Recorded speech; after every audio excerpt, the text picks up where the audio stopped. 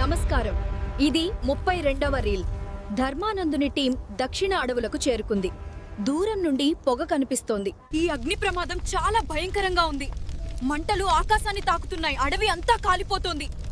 మనం దీన్ని ఆపలేకపోతున్నాం. పక్షులు కేకలు వేస్తూ పారిపోతున్నాయి. జింకలు భయంతో పరుగెత్తుతున్నాయి. కుందేళ్లు దాక్కోడానికి చోటు లేదు. పులులు కూడా పారిపోతున్నాయి. ధర్మకాళి బాధగా అన్నాడు, ఈ నిరపరాధ జంతువులు, వాటికి ఏమి తప్పు?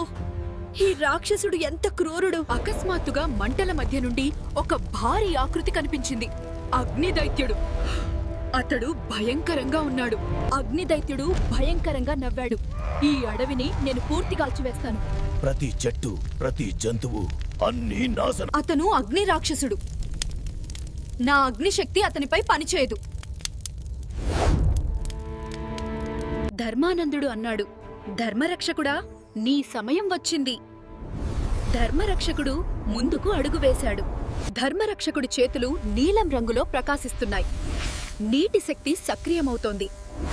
అగ్నికి నీరు వ్యతిరేకం. ధర్మానందుడు 4 అనుచరులతో అన్నాడు, మీరు జంతువులను రక్షించండి. రేపు యుద్ధం. ఇన్స్టాగ్రామ్ లో ఫాలో చేయండి, యూట్యూబ్ లో సబ్స్క్రైబ్ చేయండి, like, comment, bell icon press చేయండి.